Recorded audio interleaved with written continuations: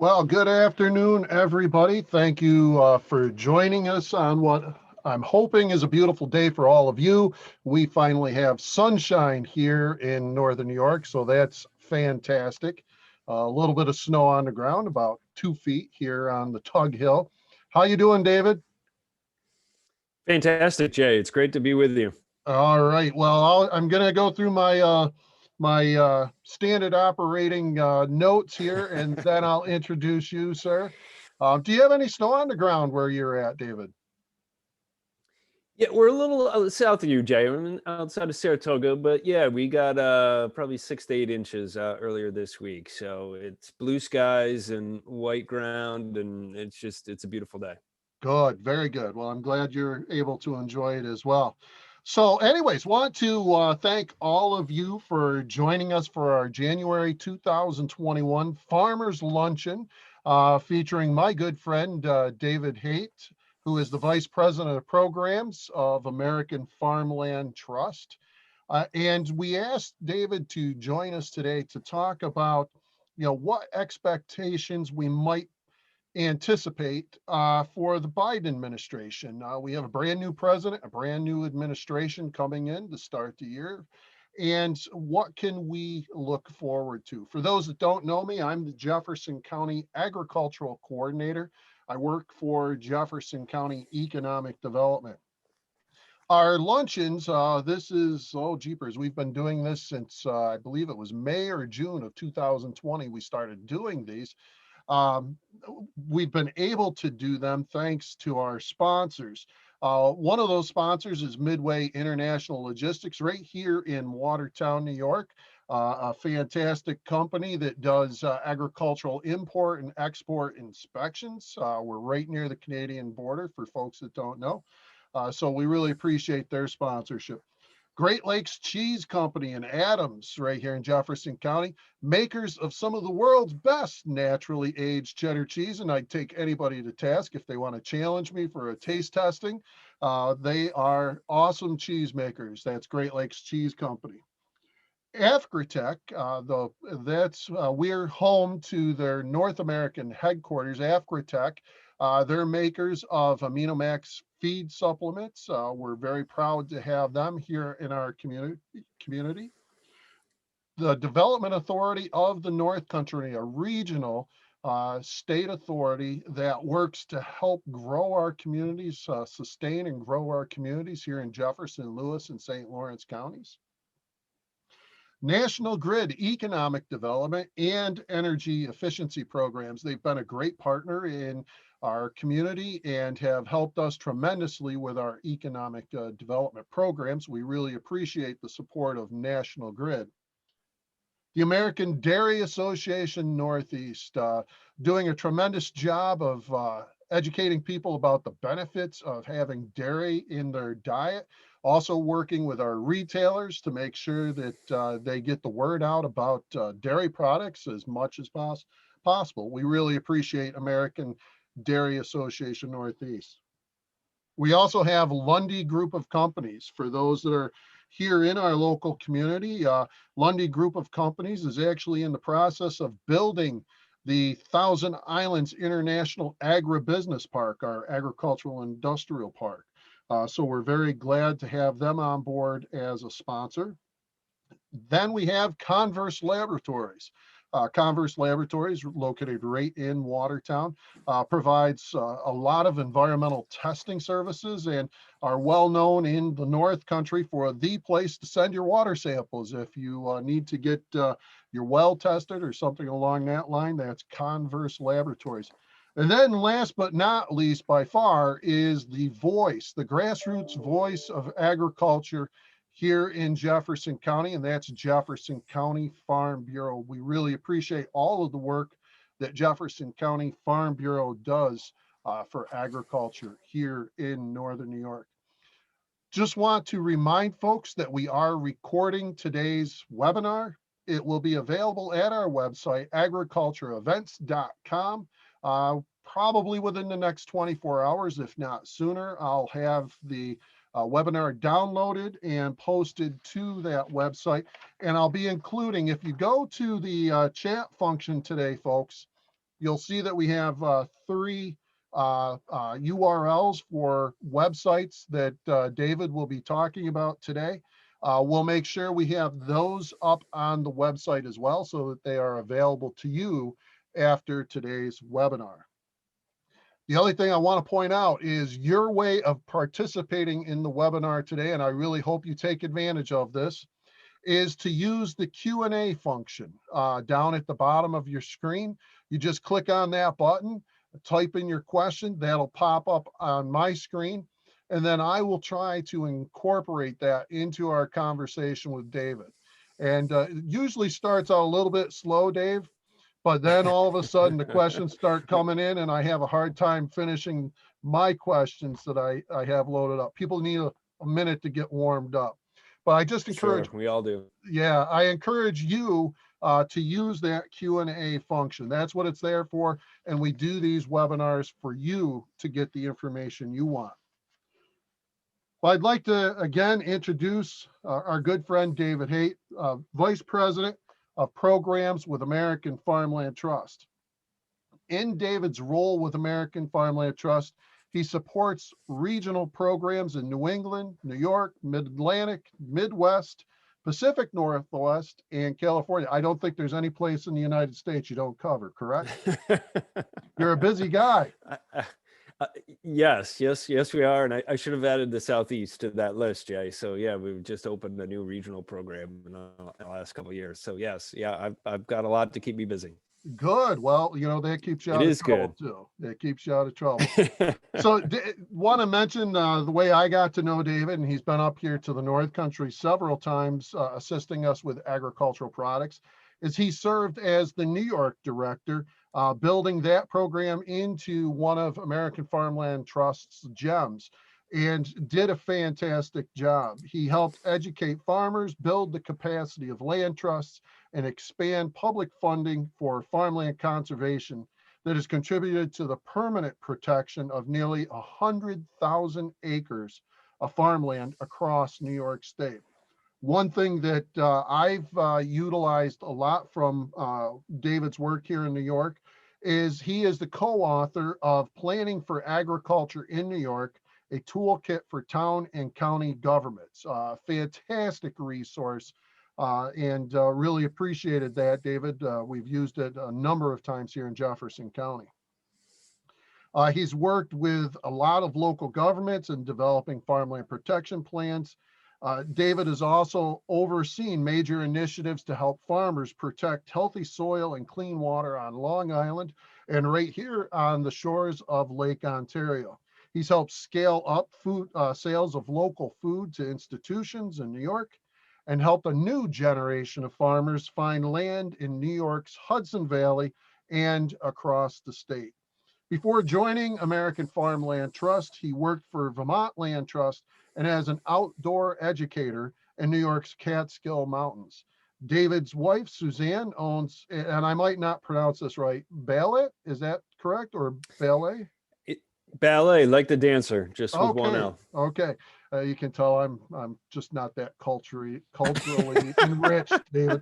Ballet flowers and design a farm which produces high quality plants and flowers in the Saratoga region of New York State. David earned a Bachelor's of Arts in Environmental Studies and Political Science from Binghamton University, and a Master of Science in Natural Resources Planning from the University of Vermont. He also graduated from Lead New York program, and we really appreciate it, David. Now, I just want to send a shout out, David. We mentioned your master's degree. We have some folks from Yale University who are working on their masters, and they've joined us today. They're involved in looking at regenerative agriculture. So very happy to have them on board and listening to the webinar today. So how you doing, Fantastic. Sir? You are, you know, Jay, I'm great, and I've been remiss. I should have added it to my to the bio I shared with you. But I born and raised in Peru, New York. So a boy from the North Country of New York. So just real pleasure to be here. Yeah, well, we really appreciate it, and we've got a lot to cover, and we probably will be challenged to get through everything that we want to talk about today. It's a problem we like to have. Yeah, it's a good thing. It's a good thing. Before we get started into our conversation about American Farmland Trust and agricultural policies of the Biden administration, one of the things that it just caught my attention when I was preparing for today, your family business. I've had farmers up here talk to me about going into growing flowers for cut flower arrangements and such. What's the opportunity there? I thought I'd take quick advantage of this. Yeah, thank you, Jay. I'm glad you asked. Personal story. Gosh, 20 years ago, moved to Saratoga to take a role with American Farmland Trust, and looking for something to do on a Saturday, went down to the farmers market and looking for the things that would be fun to have and to try. And I met a beautiful woman that was selling flowers. And the joke in our family is that for about a year and a half, I bought a tremendous amount of flowers, Jay. So I did my part to boost the local flower market. But my wife, Suzanne, that is her enterprise. She actually grew up in a family that has roots in dairy farming here in the Saratoga region. And she actually started selling at a farmer's market, selling lemonade next to her parents who were selling vegetables when she was 8. So, she went on to get a degrees at Cobleskill and Cornell, and came home and so really transitioned her family's farm from vegetables to flowers. And so we have a retail garden market at our farm. We do sell at a couple of farmers markets. But I'd say probably one of the things my wife is just really gifted at is cultivating relationships. We're primarily a direct retailer, but she's also been able to really build a strong service business. So not only do we sell flowers, but if you want to have a flower garden or a vegetable garden and you don't know how or don't have time or the ability to design it, install it, maintain it, clean it up, she and her team will. And particularly this past year with everybody stuck at home because of the pandemic, it has been a busy year for her. I bet. So there are opportunities to grow flowers here in New York, Jay, even on days like today, when you got 2 feet of snow sitting outside. Yeah. Well, that's, we've had some inquiries up here. People are looking more and more at all season farming, which is a challenge here in Northern New York or across New York State, looking at greenhouse operations and such. And, I wanted to touch on that quickly before we move on. Sure. Yeah, absolutely. Glad you did. Yeah, no, take advantage of the opportunities when they come. Absolutely. I've had the opportunity to follow your work and the work of American Farmland Trust for 20 years now.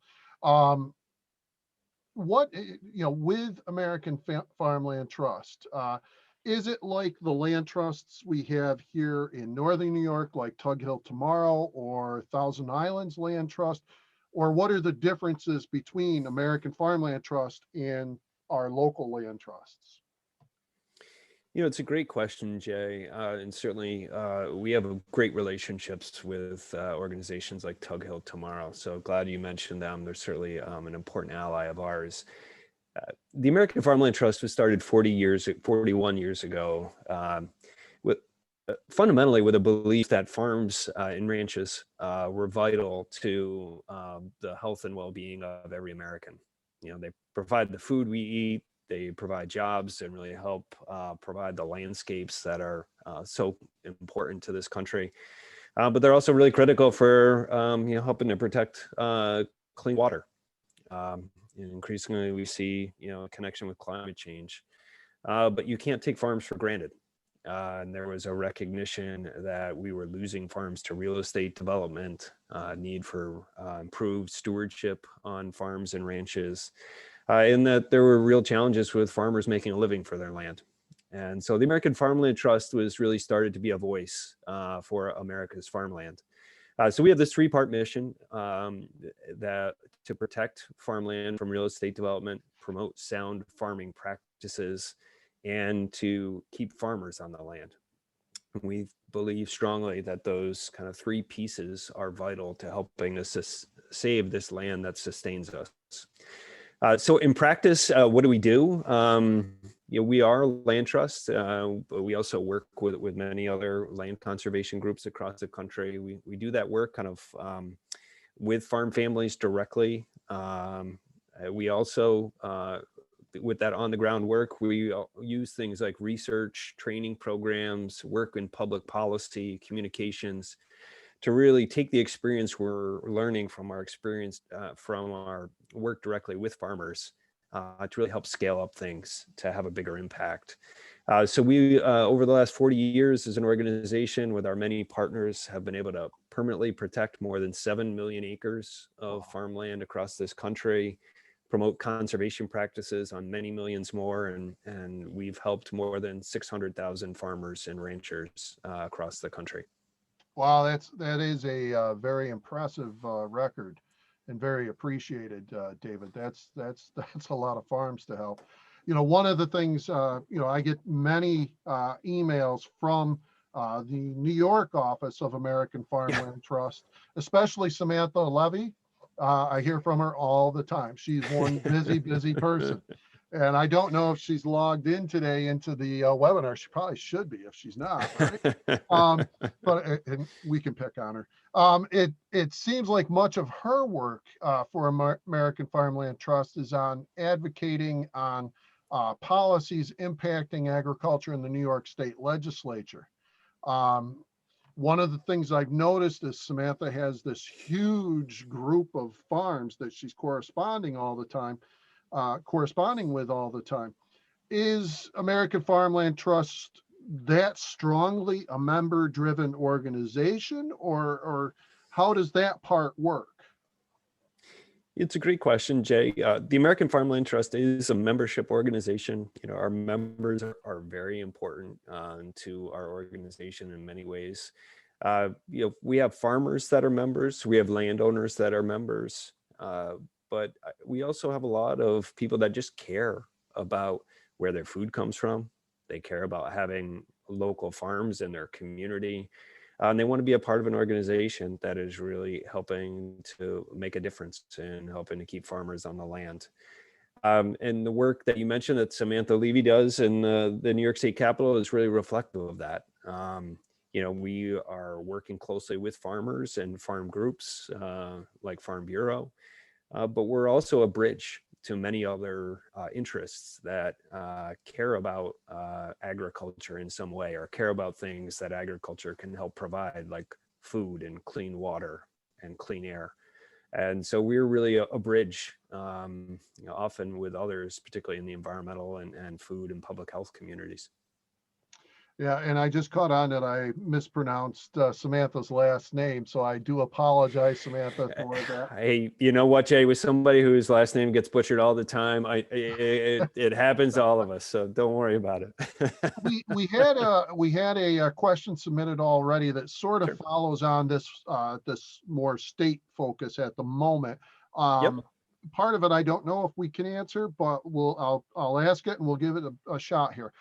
With all the budget uncertainty going on, statewide, nationally, is there any insight that you could provide into the future of government-funded programs such as Cornell Cooperative Extension, EQIP through USDA, which I think we'll hit on that to a degree later on, ag environmental management, funding from the county, state, federal levels? Some of that we're going to try to answer later on, but quickly on the state level, any thoughts there?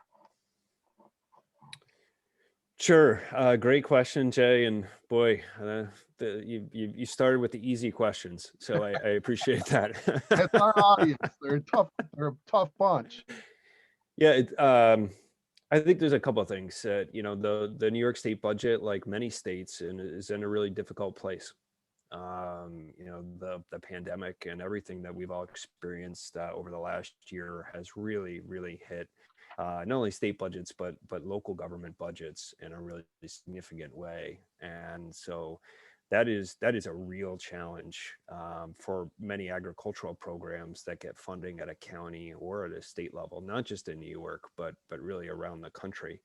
And unlike the federal government, those local and state governments have to balance their budgets on an annual basis. And so if you have a lot less revenue coming in, you've got to figure out how to make some other adjustments. And that could mean cuts to some really important programs. So I think a lot of this, at least in part, depends on what happens in Washington. And if there is going to be an aid package from Washington, and will that provide support to state and local governments? The answer to that question, I think, will have a really big impact on a lot of agricultural programs, again, in New York and more broadly across the country. And I just want to, with what you just indicated, David, let our audience know that, it's still relatively early in the Biden administration, with a lot of the things we're going to talk about today. We're going to be speculating somewhat on what we're going to see. Sure. So I just want to be fair to the audience that, American Farmland Trust has got a pretty good insight, but at the same time, it's still early in the process.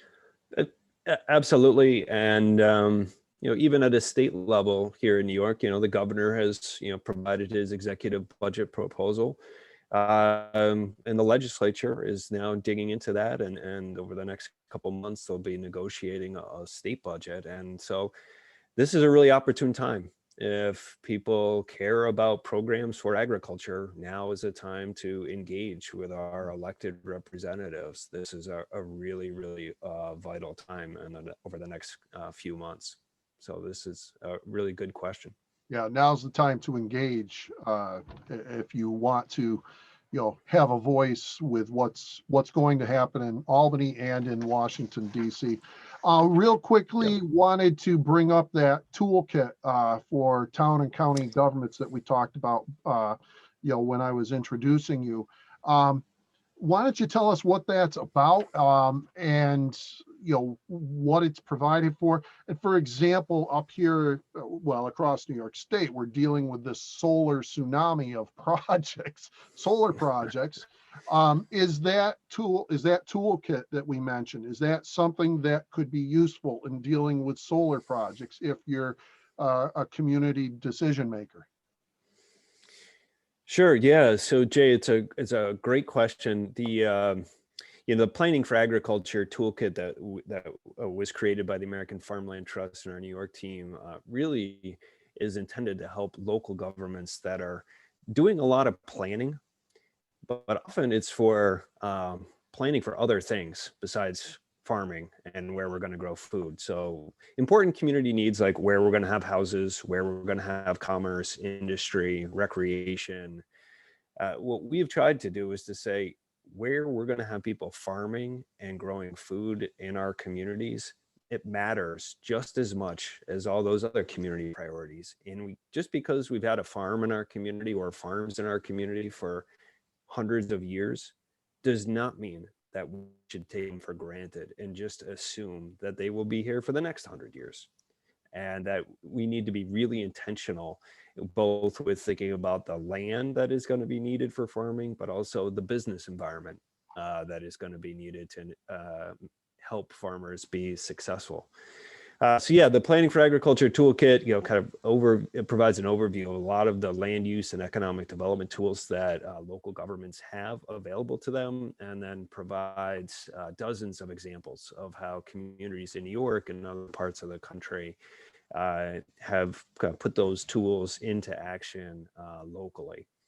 And then we have a national farmland information center that has far more examples from across the country, with case studies of what communities are doing across America on many different issues related to agriculture. And so if people want to find more of those case studies, the website for that is just farmlandinfo.org. And we've got a lot of really good information for local governments. So that was farmlandinfo.org. Okay. Yep. I'll make sure I include that with the recording of today's webinar. So folks, if you want to visit that later on and don't remember, just go to that agriculture events website and then click on the webinar recordings, and I'll make sure I have it next to the link to David's interview here today. Well, let's turn to the topic that many of the folks joined us today to hear about, and that's the new president's agricultural policies. And he certainly has been rolling out a lot of different things over the past week through executive orders Yes. and so on. So he's been a busy guy, um, very busy. You know, recognized that American Farmland Trust seems to, not seems to, has a very strong voice nationally with this new administration.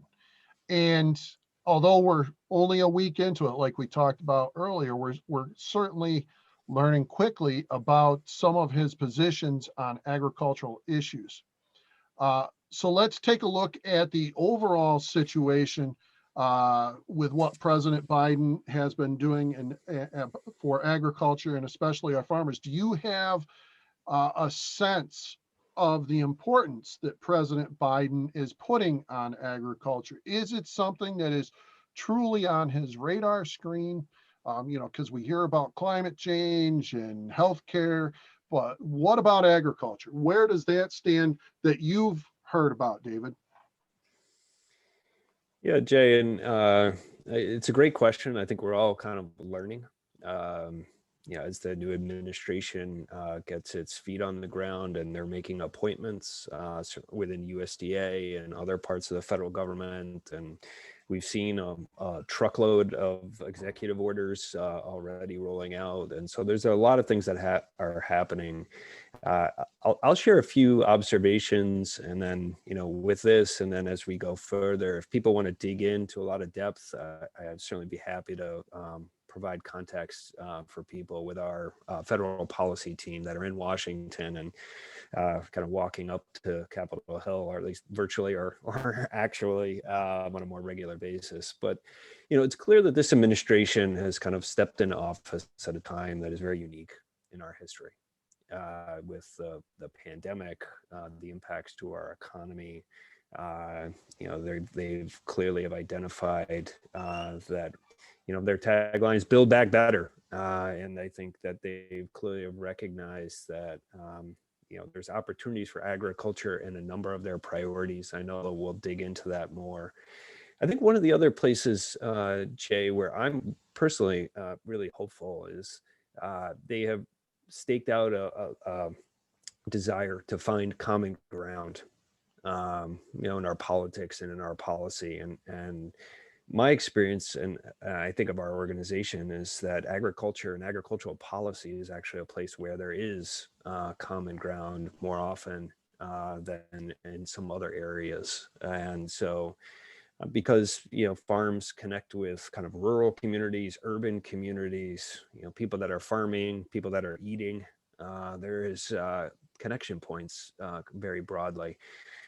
Certainly I've heard from members of Congress in recent years that the Farm Bill is like the only bipartisan legislation that gets moved through Congress anymore. Yeah, And unfortunately. yeah, and so I think, both with the substance, but also just with the politics, hopefully that agriculture actually will be a place where there will be able to be common ground and actually action to help move forward in responding to the real challenges we face in our society. Yeah.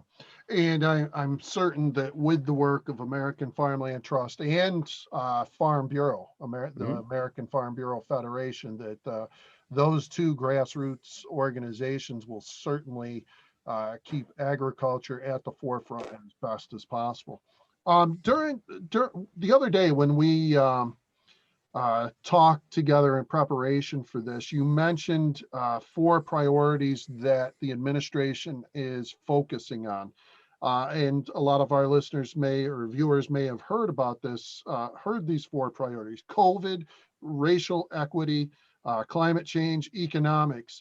Is that correct? Is that what we're seeing as the four priorities for the administration? That's certainly what they've highlighted are like the four big areas where they see a need for urgent action. And not only are they kind of important singularly, but that there's a lot of connections between them.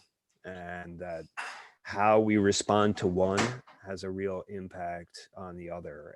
And ideally, if we can find solutions in one area, it can help address some of the other areas. So you've seen a lot, for example, as they've talked about climate change.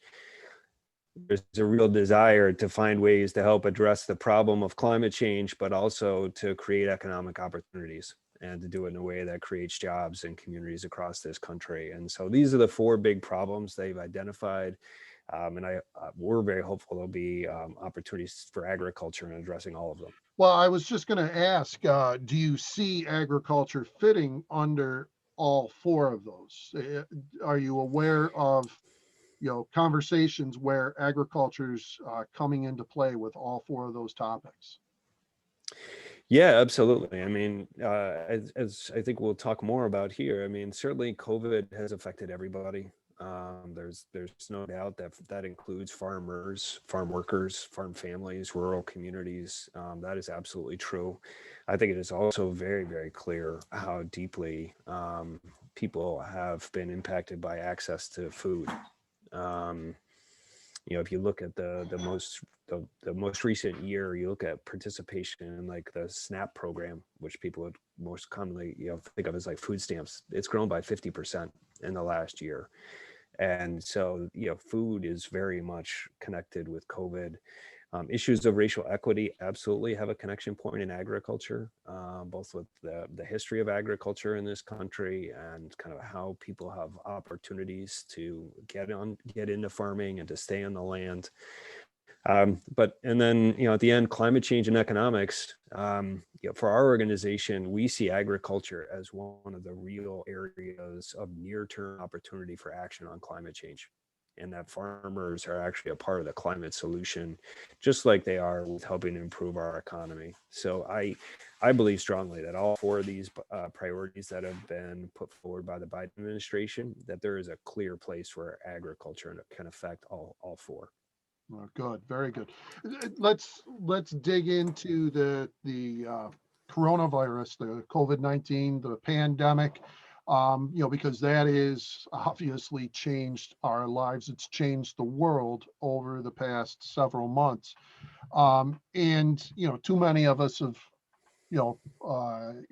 either been infected by it or know somebody that's been affected by it. And unfortunately, uh, just recently I lost a friend to COVID, and I think that has impacted a lot of folks. Um, are we seeing anything yet in particular from the Biden administration that relates to agriculture and the impacts that the pandemic has had on agriculture, and also the role that agriculture has played in response to the pandemic? Yeah, it's a great question, Jay. I think certainly the pandemic greatly affected a lot of markets for farmers, whether you're in wholesale market channels or direct retail. That the farmers, virtually regardless of sector, were impacted in some way. You might recall that Congress passed kind of a COVID relief package back in December. That did include $16 billion for kind of programs related to agriculture, including like the significant Farmers to Families Food Box program, which in part has been used to help buy dairy products and provide them to Americans in need. So that money has largely not been spent yet, just because it was passed so recently. And so I think there's a lot of important choices to be made about how that gets rolled out. But just within the last couple of days, we have seen the Biden administration take steps to help freeze debt collections and foreclosures on farms across this country, where FSA, the Farm Services Agency, was holding the debt on those farms. that seems like a really important step that the administration is taking. The American Farmland Trust also believes really strongly there's opportunities to do more, and so love to explore those ideas as well. Okay. Yeah, I wasn't aware that they had frozen the foreclosures and such from USD. Yeah, I think that happened yesterday. Oh, wow. Okay. So Yep. breaking news. Or at least my you're news you're breaking. competing with CNN here, Jay. Come on, yeah. Yeah, I don't think so for some reason. I just want to remind our viewers that if you have questions at any time during the program, just click on the Q&A button down at the bottom of your screen and just type in your question and hit submit. And that'll pop up on my screen. We already had one early in the program. Certainly do not hesitate to submit your questions, and I'll do my best to get those to David as they fit into our conversation today. So please participate. That's what this is for. Is American Farmland Trust encouraging the Biden administration to implement any programs that will help farms in the recovery side of the pandemic? Yeah, it's a good question, Jay. At least in the short term, I know everybody's still in just in kind of COVID and pandemic response. So it's like we need to be in relief before we can really dive into recovery.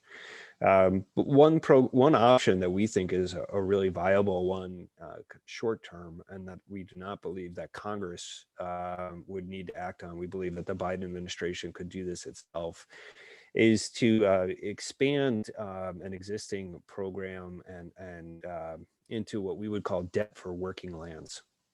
So the Farm Services Agency currently administers a program called the Conservation Contract Program, or what had formerly been called Debt for Nature.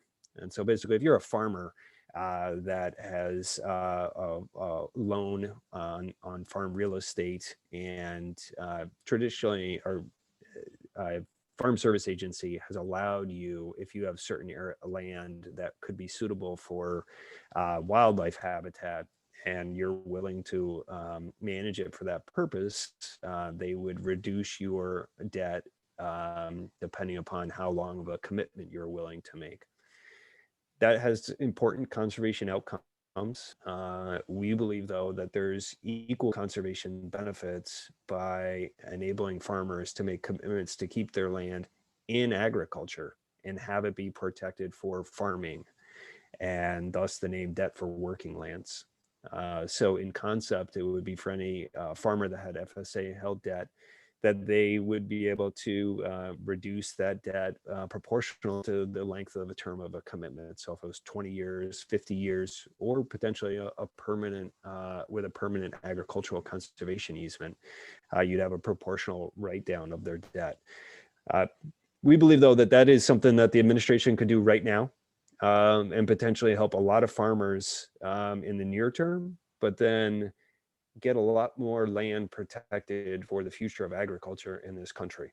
And we see that that would be an enduring asset that would benefit future generations of farm families in America. So I think that's good for the relief in the short term, but also would help kind of longer term as we're really trying to build a strong agricultural economy in this country. Yeah, that brings up something that I hadn't planned on talking about, but I'll ask very quickly.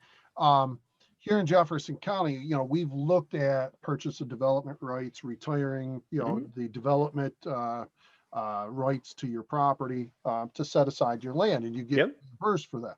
One of the issues, though, is the length of that. Once you do that, it's permanent. It's, one of the things we've talked about here in Jefferson County is, instead of a permanent deed restriction, to do something like in a 30-year period, where for a certain amount of time, 30 years, you could retire the development rights on your deed and receive a payment for it, but it's not eternal. Has American Farmland Trust ever considered something like that? And would you talk to the Biden administration about that? Certainly in the context of this Debt for Working Lands program, we've their current program that FSA operates has like uh, several options. So it might be like a 20-year commitment, a 40-year commitment, or a permanent commitment. And the amount of compensation that you get, it corresponds to the length of the commitment. So I think there's a lot of value in that context of having options for landowners. You know, let's be honest, forever is a long time. Yeah. Just like, uh, it is hard to value sometimes. It is hard to value, like what is a 20-year commitment worth? And so there are some really important valuation questions. In this context, we think it's the right thing to do. In the context of some other programs, like farmland protection programs more generally, we think the permanent option is a really important one. We think that there's, not enough dollars, and if there are farm families that are willing to make a commitment to keep their land in agriculture forever, we think that is a real high priority. Doesn't mean there shouldn't be other options, but it just means that for us, that's where the highest priority should be put for public funding. okay. Well, thank you. I appreciate you. We hadn't talked Sure. about that, so threw a little curveball at you there. Yeah, So that's all right. That's all right. I appreciate it. Let's shift to climate change. We certainly know, without a doubt, if you paid any attention, the Biden administration has emphasized climate change is actually a national defense priority now. What are we seeing on climate change actions from the Biden administration that will impact agriculture, either positively or negatively? I think one of the first things, it's important, Jay, and I like the way you frame that. I think first we just have to recognize that climate change has and is impacting agriculture generally. Yeah. Like I think, it is hard to probably find a farmer in New York that has not been affected by severe weather in the last decade in some way, whether that be really big rainfall events, really big snow events, drought, whether that be early frost, late frost. The change in weather patterns that have been experienced across New York have had a real impact on farmers, and probably farmers have seen these effects more than the average American by far, just because they're out in it every day in a way that the average American is not. So I think it's really clear that farmers and the agricultural community have been impacted by climate change. What I think is less clear generally is, and maybe the public doesn't see as much, is that agriculture can positively impact climate change. I think if you're to ask, somebody on the street, what are the biggest solutions for solving the climate crisis? They might talk about solar panels, or they might talk about an electric vehicle or other parts of the solution, but they probably would not think of the farm down the street as kind of a key player in helping to solve our climate problem. And that is something that the American Farmland Trust is very much looking to change. So clearly the Biden administration, you saw their executive orders and everything that happened yesterday. They're moving very quickly to kind of harness all the resources of the federal government to address climate change, including in USDA. So they've already put Robert Bonney, who is AFT has connections with. He's now a senior advisor. There's actually somebody at USDA in a high level position, the secretary's office on climate change. So it's very clear that this is a federal government wide priority.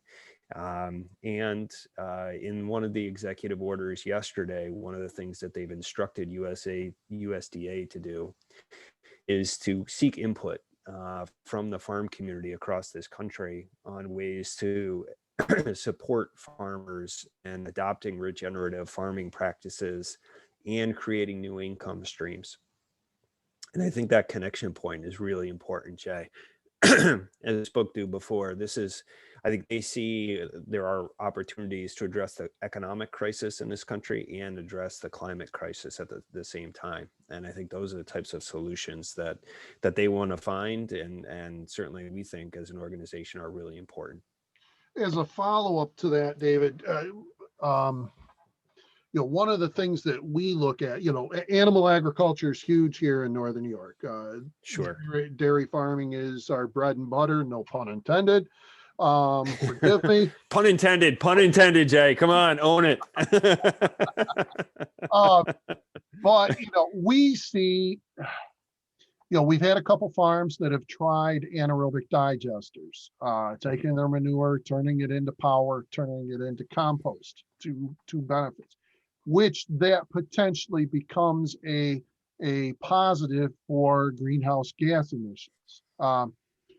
Do you see anything out there yet? Maybe you haven't seen it, but do you see anything out there yet that would be a positive coming from the Biden administration to look at agricultural alternative energy sources, such as poop power? Mm-hmm. So the short answer, Jay, is I have not seen anything specific in that area, but the administration is, a week in. So I think we will see more there. I think that certainly with the dairy industry, there's been significant commitments that the industry has made to address climate change and to be net zero by 2050. That's the same goal that the Biden administration has set for this country. So there are certainly some important parallels there. I think one piece that isn't often connected sometimes in the more public dialogue about livestock agriculture is that many farmers like our dairy farmers that are raising animals are also raising crops to feed those animals, and that how they care for that land can have a really big significant climate impact, and that isn't often in the public conversation. And so we need to think really holistically on these topics, and I know you've already had some really good conversations in some of your previous episodes on that front. Yeah, we did. We had Dr. Frank Mitlerner, the greenhouse gas guru, as he's known on social media, from UC Davis, was one of our guests 2 webinars ago, and a lot of good information on there. So fantastic. I want to touch on regenerative agriculture, because that's something that we're paying close attention to, or trying to, up here in Northern New York.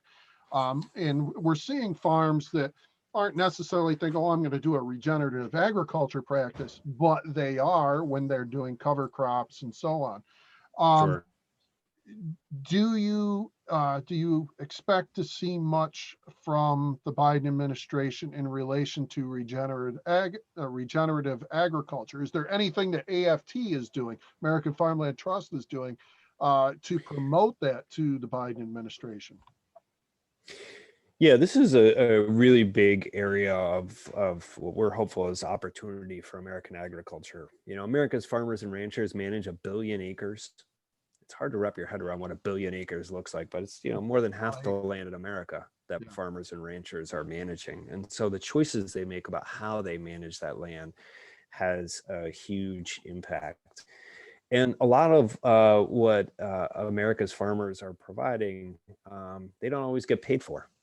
And so things like clean air or clean water, there's no compensation package, or traditionally has not been a compensation package for those things that the public values greatly and benefits from, but farmers aren't getting paid for it. So certainly there's a lot of interest within this administration and more broadly in regenerative agriculture. So this, are practices that help improve soil health. So you're thinking about things that help minimize disturbance of the soil. So things like no-till or reduced tillage, things that help maximize soil cover.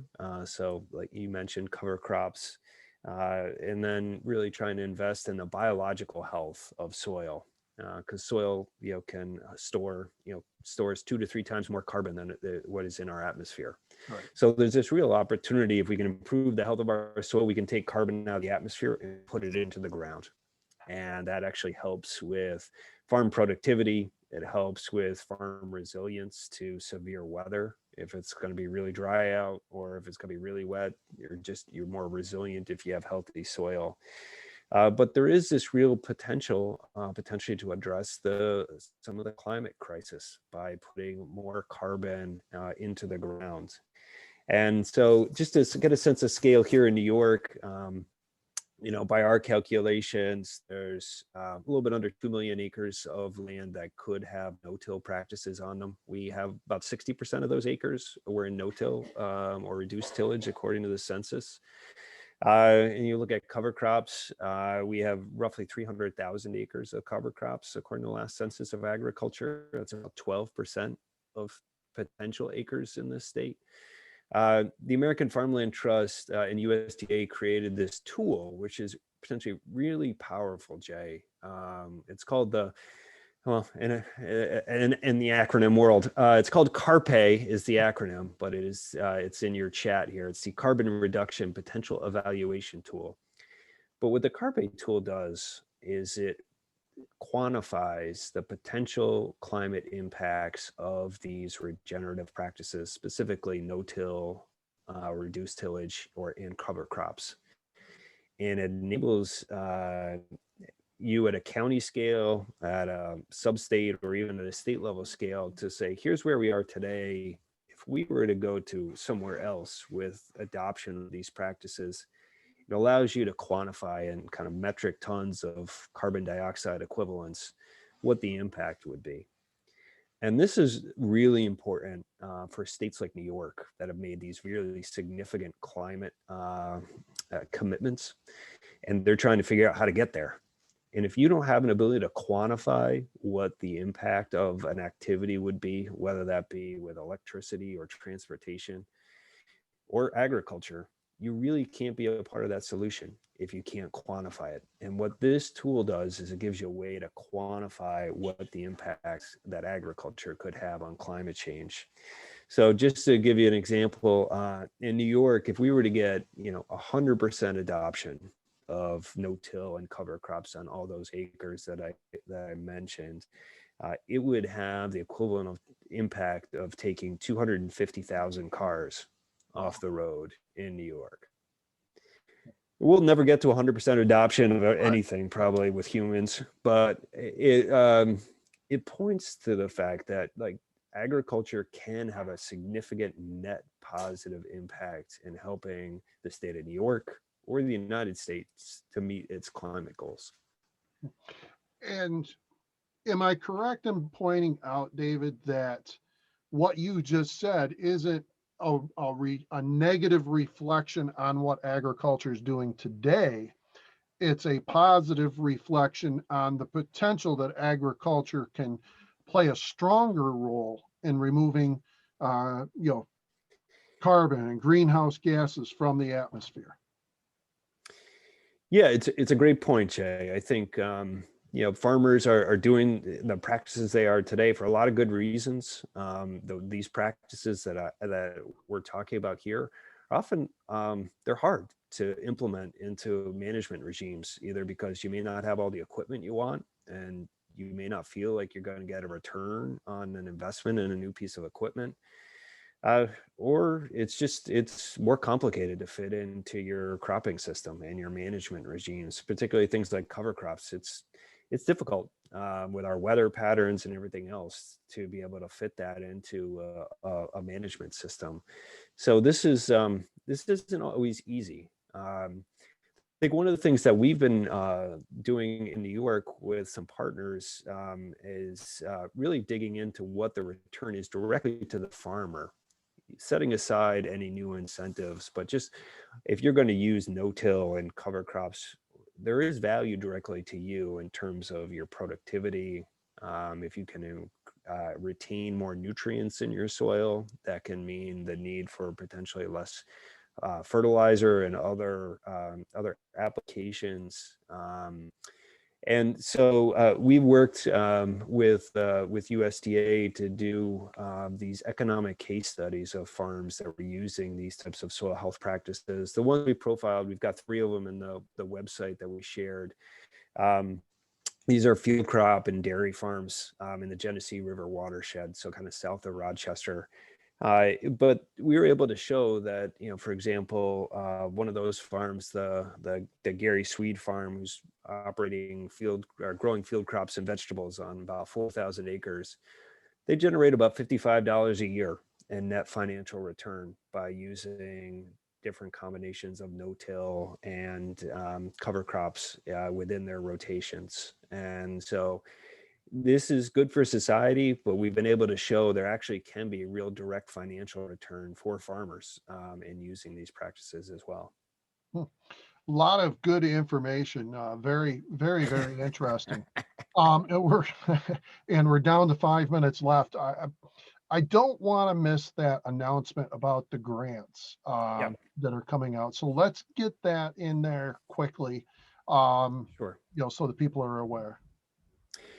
Yeah, Jay, glad you brought that up. Yeah, thanks to a partnership with Chobani, the American Farmland Trust is making grants of up to $5,000 available to dairy farm families, recognizing all the difficult circumstances of the last year. And we're calling it Dairy Forward because the goal is to help dairy farm families plan for the future, whether that be in developing a business plan, a farm succession plan, conservation plan, a plan for protecting your land. We've got these small grants available.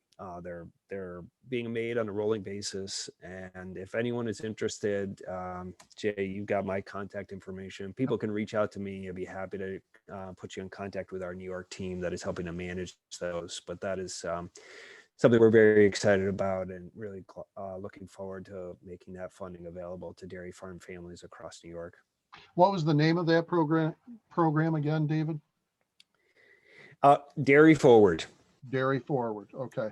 So if anybody's Yep. interested in that grant program, just reach out to me or David directly if you happen to have his contact information.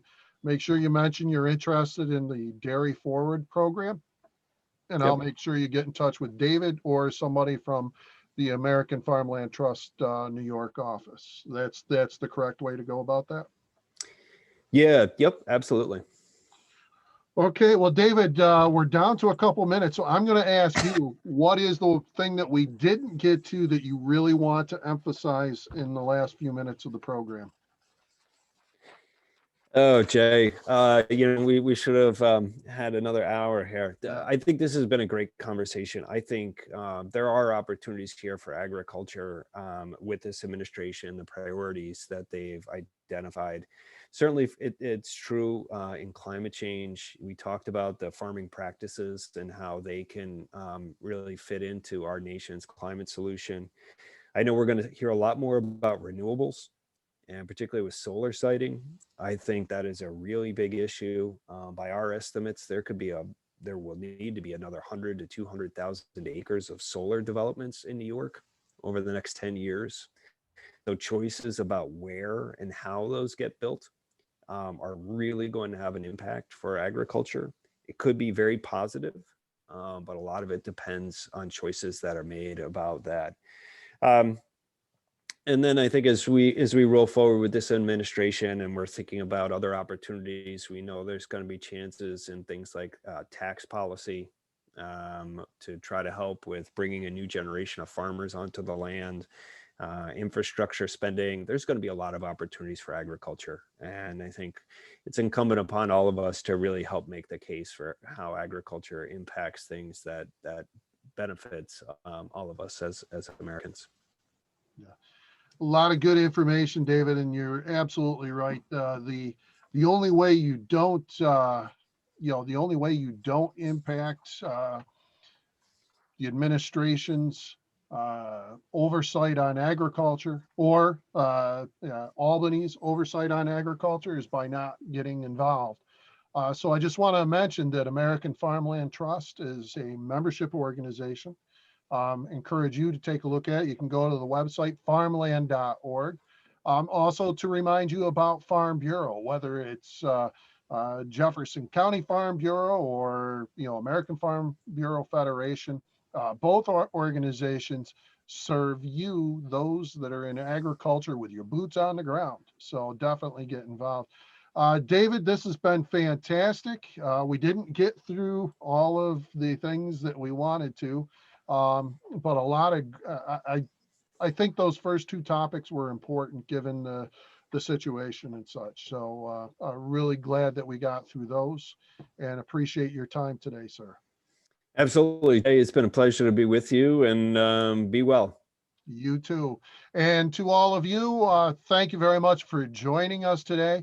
I just want to mention that we are considering a series of webinars on the solar industry and what's going on here in Northern New York. We'll put information up about those if we're able to make that happen. Always go back to our website, agricultureevents.com. We'll have the recording of this webinar up available for everybody, should be within the next 24 hours. And we'll have information on upcoming webinars and so on posted up there as well. Thank you very much, everybody, for joining us. David, have a fantastic weekend, my friend. All righty. You too, Jay. Thanks a lot. All right, take care, everybody, and we'll see you next time. Bye-bye.